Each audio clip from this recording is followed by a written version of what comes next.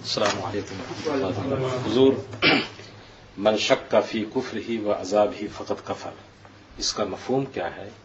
کیونکہ بعض لوگوں کی طرف سے یہ سوال آتا ہے کہ دیوبندی ہوں یا مرزائی یا اور بدعقیدہ، ان میں سے ہر ایک فرد کفریات کے تعلق سے، مثلا غلام محمد قادیانی یا اساتین دیوبند میں اشرف علی وغیرہ ہیں، تو ان کو علم تام اور پورا علم نہیں ہوتا ہے کہ ان کی کفریات کیا ہیں. تو کفر کا حکم پوری جماعت پہ ہوگا جماعتی اعتبار سے یا ہر فرد پر؟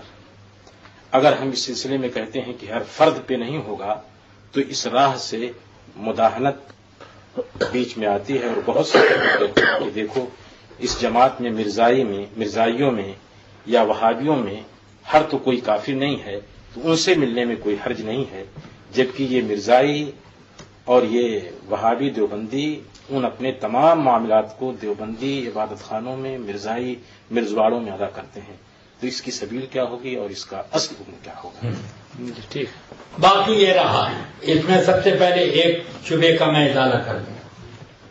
مولانا نے فرمایا کہ وہ وہابی جو ان کے کفریات پر سے واقف نہیں ہیں، گمراہ ہیں، ان سے ملنے جلنے میں کوئی حرج نہیں، بالکل بلا شبہ حرج ہے. فاسق سے دوستانہ جوڑنا یا اس کی تعظیم کرنا جب منع کیا گیا، اس کے پیچھے نماز پڑھنا یا اس کے ساتھ اور کوئی تعظیم کا معاملہ کرنا منع کیا، اور یہ فرمایا گیا کہ فی تقدیمی تعظیم ہو وجب علینا اہانتہ، تو اس بنا پر حرج تو بلا شبہ ہے.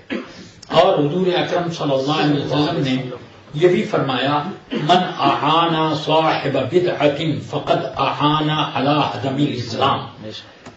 صاحب بدعت کی جس نے مدد کی، اس نے اپنا اسلام ڈھانے کی مدد کی. تو اس کا مطلب کیا ہوا؟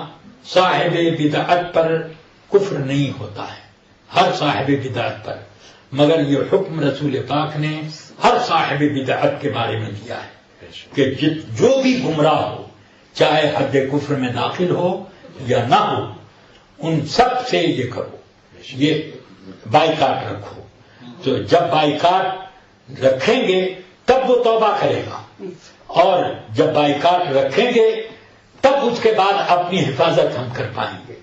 ورنہ میل جول کرنے سے دور نہیں ہے کہ آدمی خود اسی بدعت میں مبتلا ہو جائے، کیونکہ پاک ناپاک کو بڑی مشکل سے پاک کر پاتا ہے، اور ناپاک جو ہے پاک کو بہت جلدی ناپاک کر دیتا ہے.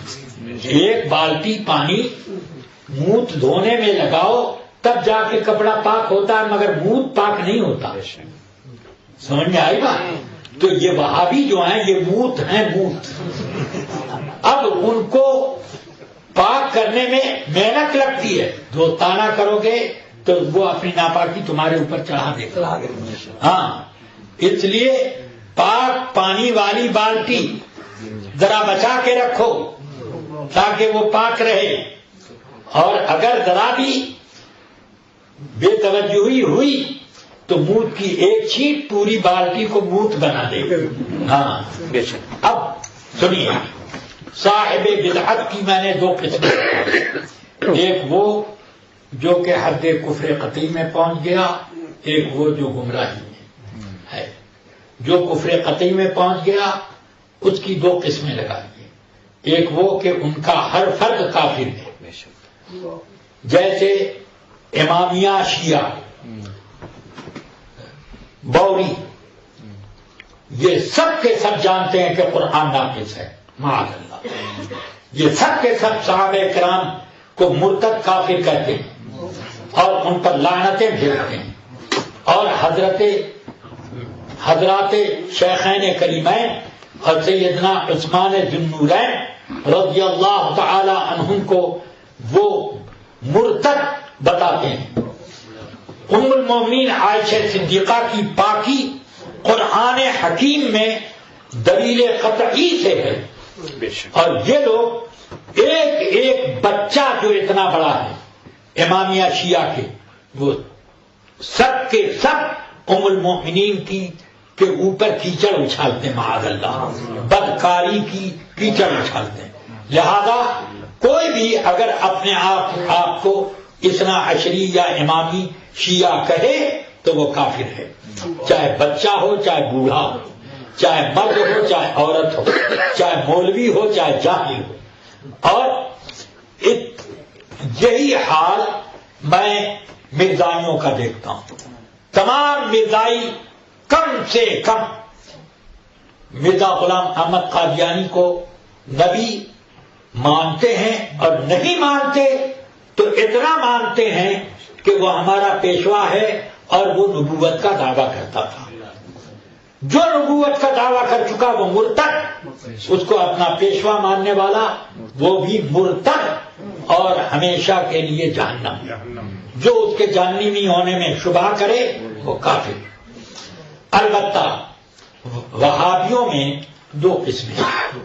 وہابیوں میں کچھ تو وہ ہیں جو کہ قطعی طور پر کافر ہیں، اور کچھ وہ ہیں کہ غلط فہمی میں وہابی ہیں اور عقائد کے معاملے میں وہ واقف ہیں کہ حضور کی توہین کرنا وغیرہ وغیرہ، ان سب معاملے میں تو وہ اگرچہ مرتد نہیں ہیں مگر ان کا بائیکاٹ کرنا بالکل مرتدوں کی طرح فرض قطعی ہے، اور ان سے اپنے آپ کو نزدیک کرنا اپنے آپ کو تباہی میں ڈالنا، اپنے دین کو، اپنے احباب کو جھٹکا پہنچانا.